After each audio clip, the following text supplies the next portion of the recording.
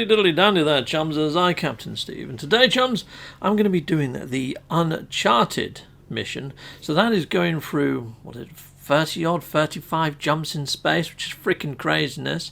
I'm just grabbing a few things with all of that salvaged data that I picked up in the previous episode, mainly all the planting stuff, the upright planters, and a few of the plants themselves, and just a few other bits and bobs that I really do need for my base. I'm also getting the barrel fabricator and also the chest fabricator, or whatever that it is, the little box, the little green box. Not that I put down any of the green boxes, it's the barrel that I really wanted. Right, so I'm still inside the abandoned area of space where I was previously, and this is the area of space that also brings in that weird anomaly that drops the cursed objects. Okay, so here I go. I'm just going to pulse for about 1.5 minutes in this direction. It should appear. I will kill it, and what it gives me is a cursed item, but it also gives Mordite. And I'm going to be planting Mordite out in all of my planter trays.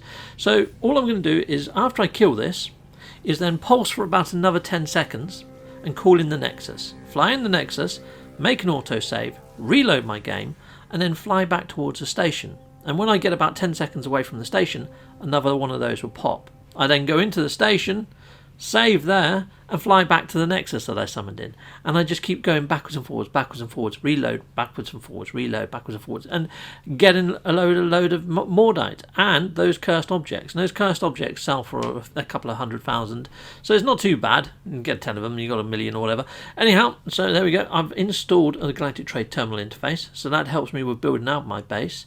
A little bit of, it's quite easy now to craft the antimatter, an ionized cobalt. So if you've got some cobalt, mix it with some oxygen, you're going to get the ionized cobalt, so you can pretty much replicate this. So I put down a load of these fabricator barrels in the end, all the way around the walls, which you'll see later on in the video, but it's fairly simple to just sort of rinse and repeat the ionized cobalt. I put down a load of planter trays, enough to have at least 35 plants. I think I've got up to about 40 something in here, but not a great deal. But yeah, I can put down, there was 40 plus Mordite plants, so I put in enough trays for all my Mordite. And just to cap it off, I'm going to put in 2 of the what are they, Gravitino balls? I'm going to put those in there, heck yes. So there we go, I've got my own mobile garden centre in space. Now, sadly, they're going to take about 6 hours to grow. So I've got a lot of time in between now and then. So I'm just going to let those grow, but you will see the end result in a future episode when I go and pick them and complete the farmer type badge.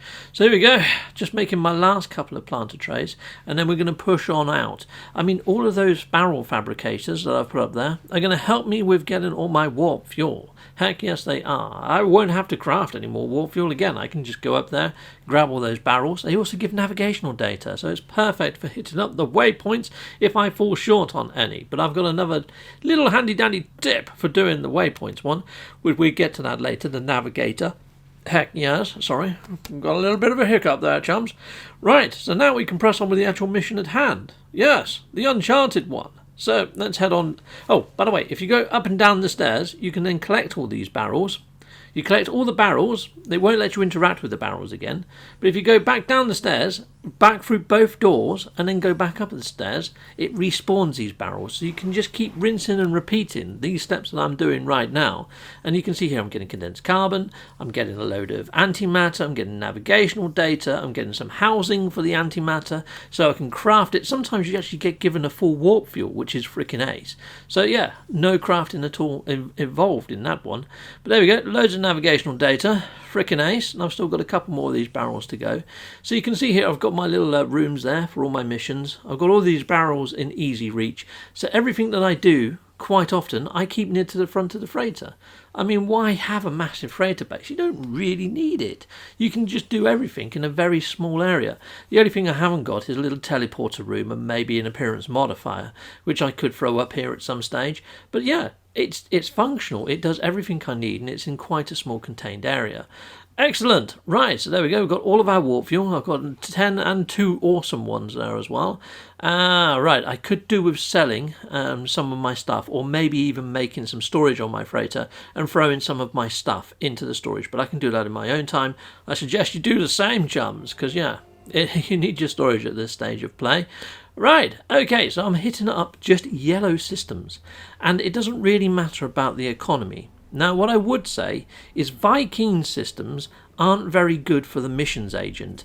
Gek and Korvax are probably better for the explorer type mission. Sometimes you go to a Viking system, and it would just have Viking mission, Viking mission, Viking mission, Viking, and maybe one mercenary guild or something, but very rarely a explorer type guild. Some Viking systems are really mixed and cool, but a lot of them I find aren't. So yeah, try to avoid Viking systems, and I would say if you are jumping to yellow systems, try to look to see if you haven't got your frigate fleet up to standard. So if you do look for experimental, you're going to find like explorer type frigates for sale. So I'm going to buy a couple of those. If you see that they're really good for mining, you're probably more likely to find the mining vessels. So plan what yellow systems you jump to. Maybe look at the economy, go for a 2-star or a 1-star. If you go for 3-star, sometimes the mission agent, the missions are too high level for you to go on. They might be 2 or 3 ranks above what you can actually apply for. So I tend to go for the 2 stars or the 1-star, and yeah, I kind of choose where I want to go to actually buy my frigates as well. So I'm always thinking of the next mission and where I need to go to next and what needs to happen next. And yeah, I'm just planning, just a little bit of foresight. So here we go. I'm going to buy as many of these frigates as I can, get my frigate fleet up, and yeah, you do need to send probably about 3 frigates on a mission to secure success. I don't know what they've done, but I think they've re-rolled things and stacked it to make it a bit more difficult to get your freighters to come back in one piece, or your frigates to come back in one piece. So here I am sending out my frigate fleet, and I'll show you what I mean. So if I pick up a 2-star mission, so let's have a look. They're all 2-star, so there we go. Spoiled for freaking choice. Right, so I'm going to go for this one because it's an all-rounded mission. So I'm assigning some of my frigates. So I'm going to assign that one, which is a all-rounded one anyway, but then one of each type. So I go for an exploration. We'll go for one of my combat ones. I'll leave my B-class combat because that's cool. And also I send out one of my mining vessels. I haven't got a trade one yet. I need to get some trade frigates. So yeah, there we go. We've got quite a few there. I'll chuck in the support one. Now my fleet is a 3-star. The difficulty rating is a 2-star. That should be successful. No broken frigates.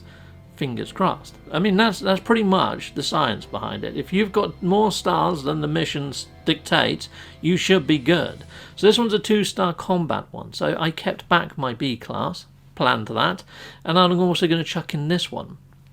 Now at the moment, okay, mine is actually a 3-star, so I've outdone it. I could have put in some explosive drones in there if it wasn't. If it was a 2-star and level pegging, could have thrown in some explosive drones and pushed it over a bit into the 3. But there we go, we're all good. So we can send down 2 missions. Now you have to do 15 of those missions, and they can take up to 24 hours, sometimes a little bit longer, like 26. So it's daily. So that one might end up being my last mission, chums. It might just drag on, but I've got everything I need now. It's nice and simple. I've got enough frigates there to carry it through. And all I'm doing, again, is just jumping from system to system. But every time I jump to a system, I'm looking at the frigates for sale, and then I'm flying into the station, landing in the station, jumping out of my ship, creating an autosave. So any frigates that I've bought are saved, and also it adds that station to your teleporter list. So when we're going to be stacking missions to do the famous Explorer, which is one of the hardest missions out there, it's going to make things a heck of a lot easier for us. So yeah, make sure you fly into that station, jump out of your ship, and then jump into your ship.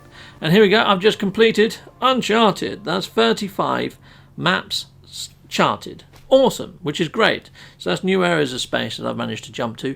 So when I jumped to that anomalous area of space, you know, it was just it's one of the places I've been to before in the NMSA, but I know that it's not well explored. So what I would say to you is either hit up a random code, find something on the Portal Exchange, maybe find a nice exotic ship location or something like that, you know, a first spawn or something. If you've got the units, buy it and you're going to get that A-class ship mission pop. I still haven't done the A-class ship mission. Somebody's told me that they've found an A-class crashed hauler. Now, I thought that they had removed all A-class crash haulers and S-classes. If you go on the Coordinate Exchange, you're only finding Bs and Cs. Everybody is. So they say they found an A-class on PC, and they've put a comms ball by it. I've just asked if I can get the longitude and latitude, because I went there and I can't find the comms ball. Once I get that, I'll probably make a video on that A-class ship, so I'm just waiting out for that. Otherwise I would have got an exotic by now or something. But anyway, people, that's pretty much me done on this one. Next episode is going to be the famous Explorer, so don't miss that one, because that one's a toughie. And yeah, I'll see you again soon, people. Goodbye, goodbye, and goodbye again. Heck yes, goodbye. I want to say a massive great big thank you for watching. If you like what you see, please like and subscribe and hit that notification bell. And thank you to my backers over on Patreon and on YouTube membership. If you do want to support this channel, you could just not skip my adverts. That throws revenue down my avenue. Or stay with Captain Steve a little bit longer and hit something on this screen. Heck yes, and there's also merch on this screen now. Awesome!